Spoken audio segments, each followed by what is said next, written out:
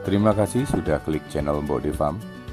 Jangan lupa klik like, berikan komentar yang sopan serta membangun, dan pastinya klik tombol subscribe agar Anda semua mendapatkan video update dalam bidang ilmu peternakan, ayam dan puyuh petelur.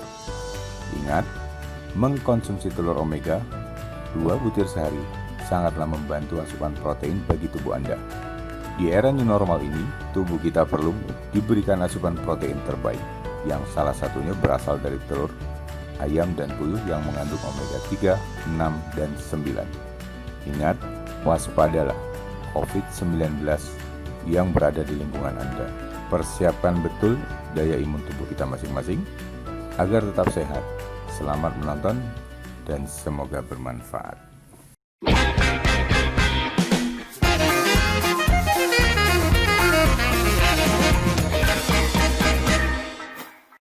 Assalamualaikum warahmatullahi wabarakatuh. Nah, hari ketiga sudah mulai dibiasakan lingkungan dan area luar kandang, termasuk kandang mulai disemprot tipis dengan menggunakan GPU dan sunlight. Jadi secara kesehatan lingkungan puyuhnya sudah sangat bagus. Puyuhnya juga sehat-sehat, secara postur sudah lumayan besar-besar. Nanti hari ketujuh kita coba timbang berapa bobotnya yang sudah dicapai.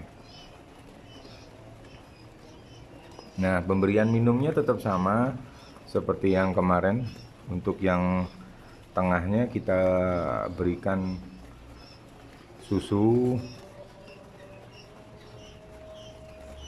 pakai susu Denko madu itu boleh, dengan dosis 20 liter, isinya setengah kilo. Kemudian ciprofloxacinnya, obat pernapasan, itu diberikan 5 gram ya, dan asam sitrat 1 liternya sekitar 1 gram, jadi sekitar 20 gram untuk 20 liter. Nah, syukur-syukur ditambahi dengan gula merah. Kalau ada gula merah, itu gula merah tambahin aja, posisinya sekitar 10 gram per liter. Nah, ini yang bawah saya coba lihat itu. Nah, ini yang jadi masalah, yang saya bilang leveling lampunya harus benar-benar pas. Jadi puyuh itu tidak akan mau minggir ke sini karena di sini udaranya terlalu dingin dibandingkan dengan yang di sana. Jadi kalau di bawah ini kan memang prinsipalnya udara dingin itu kan dia berat kan, pasti akan cenderung ke bawah karena ada kandungan airnya. Gitu. Dia lebih suka nyamannya di sini karena area ini area tertutup dan panas. Gitu. Tapi kalau yang untuk lantai 3 sampai dengan 1, ini puyuhnya ambiar gitu loh. Gitu. Mortalitas hari ini agak banyak, sekitar 6 ekor. Yang pasti dominannya kalau saya lihat karena terinjak ya dan sakit.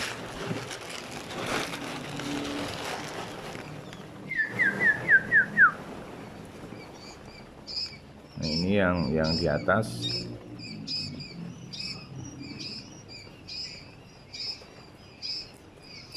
Puyuhnya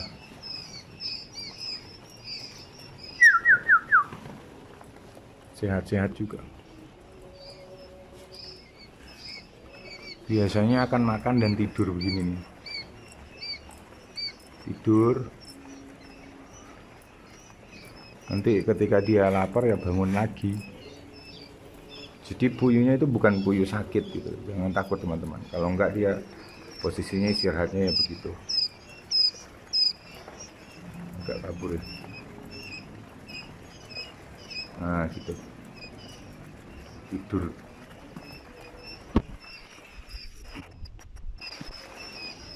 Tuh potretnya sama ya. Untuk air minumnya ini rata-rata satu tangki itu kan kapasitas sekitar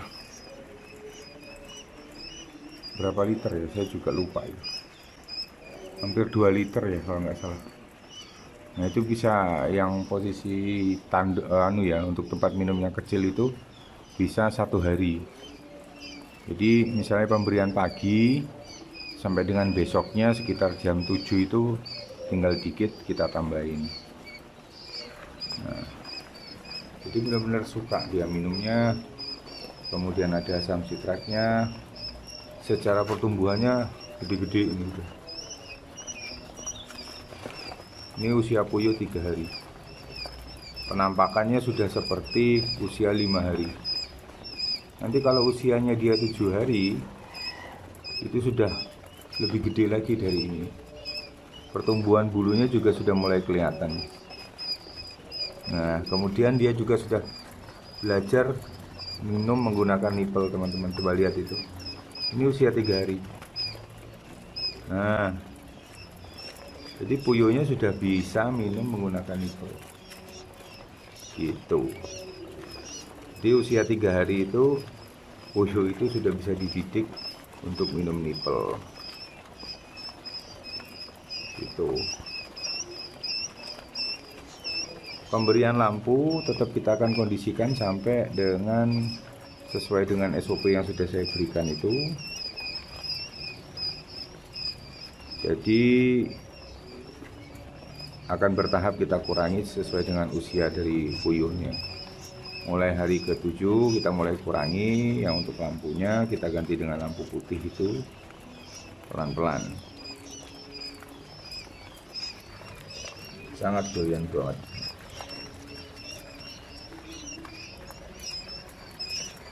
Makanya. Cuman yang jadi masalah, pakan buangannya pasti akan nyisa setiap hari sekian. Nah ini harus ada buangan, jadi minimal kita pergunakan untuk ayam atau gimana gitu, boleh.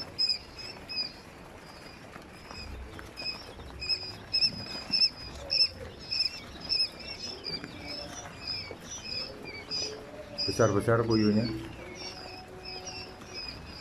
cepat sekali besarnya. Jadi gitu, hari ketiga mortalitasnya lumayan banyak ini. Kayaknya sepertinya ada penambahan 2 lagi. Jadi sekitar 8. Total kematian sudah 10 ekor nih hari ketiga. Jadi kadang bawaan dari bibit yang jelek, kemudian culing juga, atau penanganannya yang tidak betul, dan rebutan dalam kondisi minum atau terinjak-injak, fisik yang nggak kuat bisa. Jadi faktornya itu banyak banget. Gitu teman-teman. Hari ketiga puyuh peksi. Nah ini ada lagi nih, kalau kondisi fisiknya puyuh itu kurang bagus, maka kecenderungannya dia akan digigit ya, atau dipatuk oleh temannya. Coba perhatikan, sifat kanibalismenya memang masih banyak gitu, masih ada, dan menganggap itu ancaman gitu. Naluri hewannya aja sih kalau menurut saya. Ini tadi dipatuk ini, dipatuk dan digeret.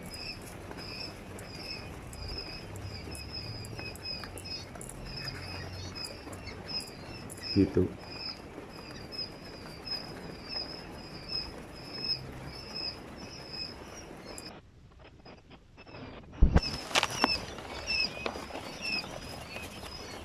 Nah itu pertumbuhannya ya sehat banget ini. Untuk ukuran tubuhnya juga sama dengan yang sistem konvensional, air putih saja tanpa ada campuran susu dan pakan biasa. Mungkin sama, usianya sekitar 5 harian. Jadi kita ada plusnya sekitar 2 hari. Nah kalau saya biasanya memindahkan puyuh ini di usia 21 hari sudah masuk ke kandang pembesaran. Itu. Jadi sudah dibiasakan di kandang pembesaran.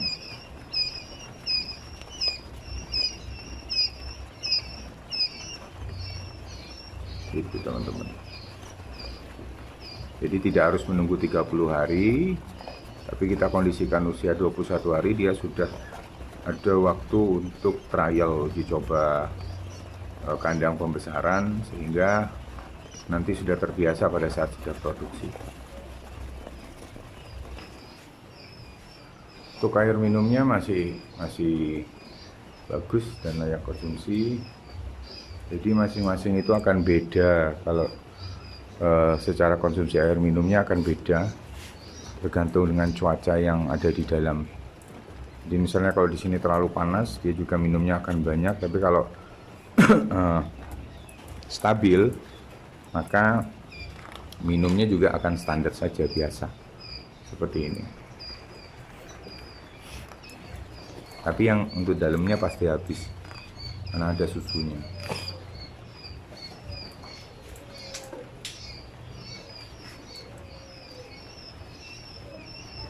Nah, ini laporannya seperti ini teman-teman. Jadi biar tahu monitoring yang kita pakai itu antara lain seperti ini.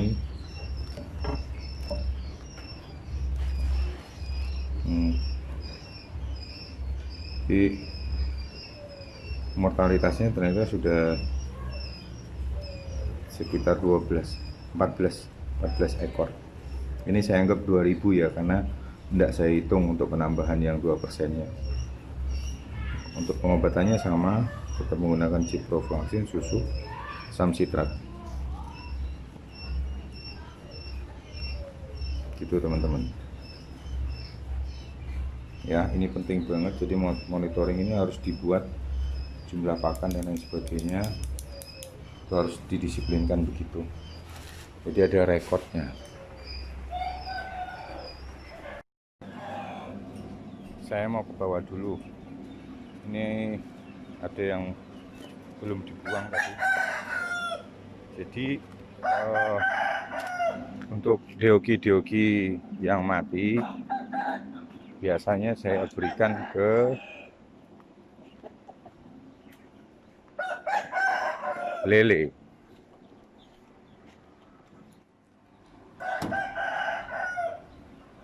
Ya, kita berikan ke lele nih.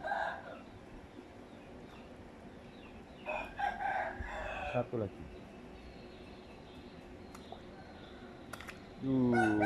Doyan sekali.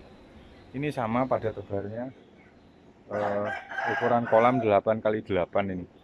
Kedalaman airnya setengah meter, cuman airnya ini banyak kandungan besi, jadi kurang bagus sebenarnya. Harus didoubling dengan menggunakan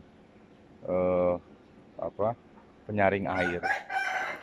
Isinya 80.000 ekor untuk lele dengan kepadatan yang tinggal dibagi 16 meter persegi, 64 meter persegi, hampir 600 sampai 700 ekor per meter persegi. Jadi ini kemudian di sebelah sana itu ada indukan mentok yang saya prioritaskan makan dengan menggunakan maggot, full maggot. Kemudian sebelah sana itu ada kandang ayam khusus untuk indukan ayam petarung ya. Jadi yang siapa suka ayam petarung, saya mengguiden beberapa jenis baru di situ. Kalau ini mesin choppernya dulu. Jadi ini mesin chopper penghancur sampah untuk pakan maggot dulu. Saya kondisikan begitu. Kemudian ini saya lagi persiapan untuk puyuh jenis baru kandangnya. Nah, ini kapasitas sekitar 2000 ini. Lagi saya settingkan kondisi kandang terbuka agar bisa sirkulasi udaranya masuk. Puyuh jenis baru, nah yang nanti mungkin insya Allah berawal dari sinilah. Saya nyoba nyiptakan yang untuk puyuh, bobotnya biasa, pakannya sedikit ya, cuman telurnya besar gitu. Sudah nemu untuk indikator bibit yang dipergunakan, kita masih proses, masih menyiapkan tempat. untuk kandang barunya. Nah, ini indukan mentok. Di indukan mentok. Nah, itu mentok unggulan semua. Mentok yang tidak pernah dipakani apa-apa kecuali maggot. Kalau ini kandang lalat, masih produksi lalatnya. Kalau itu sama kandang bebek ya, bebek berdaging. Nah, di sini saya mau nyoba konsep nanti rencananya untuk kandang puyuh. Dan di sisi sini nanti sepanjang itu saya mau nyoba konsepnya untuk kandang ayam.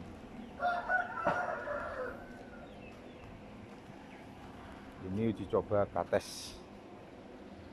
Mungkin California ya, saya juga kurang paham sih. Kita nyoba nyilangkan kemarin dengan teman-teman dari Dinas Pertanian, bibit baru yang masih kecil tapi sudah berbuah. Rasanya manis banget. Sekarang tanamannya semuanya kita kondisikan semakin kecil, tapi maksimal hasilnya. Gitu teman-teman, halaman kecil saya yang ada di belakang, tempat saya biasa bereksperimen.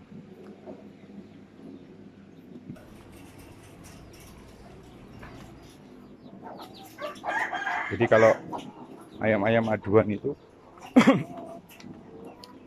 kalau partai indukannya saya kondisikan gini.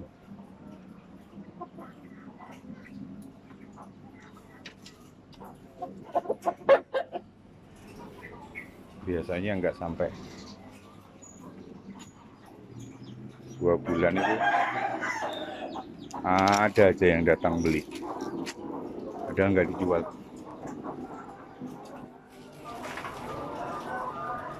Nah, ngecek performa ayam-ayam uji coba saya.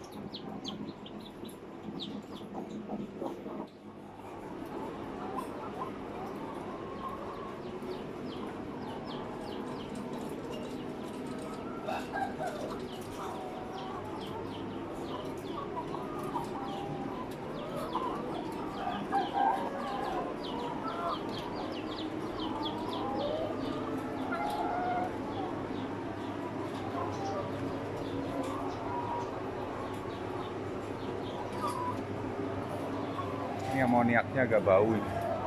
Udah waktunya semprot asam sitrat. Jadi jadwalnya harus dibuat betul.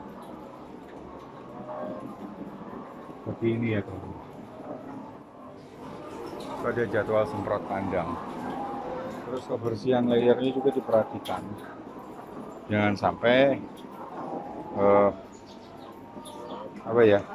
ya kita lah, buat kita lah. Kalau kita nyaman di dalam ini, kita kan pasti nyaman ayamnya. Telurnya bagus. Mortalitasnya hampir 0. Sudah 3 bulan ini. Di 3 bulan yang lalu cuma 1 ekor. Nah, kemudian di sini ada blower.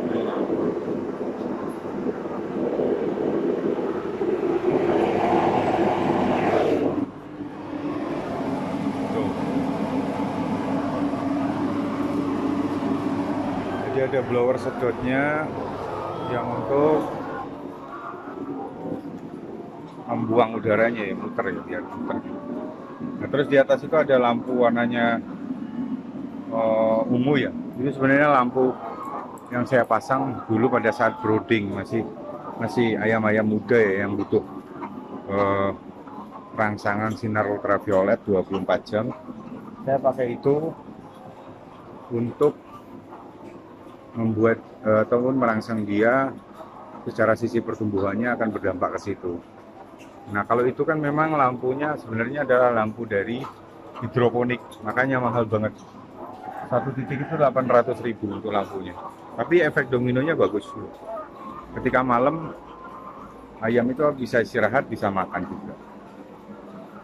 Nah, kemudian untuk pola pakan yang saya bilang secara Asia itu untuk pakan ayam, ya memang harus diberikan timer yang begini nih.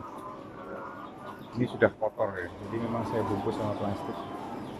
Kotor karena sering kena lalat dulu. Nah seperti ini, dikasih timer lalu disetel, dia makanya otomatis akan hidup sendiri dan akan mati sendiri. Di sini juga hampir tidak ada lalat teman-teman, hampir tidak ada lalat. Padahal yang namanya kandang ayam itu rentan banget dengan lalat, termasuk kandang puyuh. Kita begini aja udah seliwer-seliwer biasanya. Ya alhamdulillah lah, kalau SOP-nya kita patuhi dengan baik, dikondisikan dengan betul, insya Allah tidak akan ada masalah.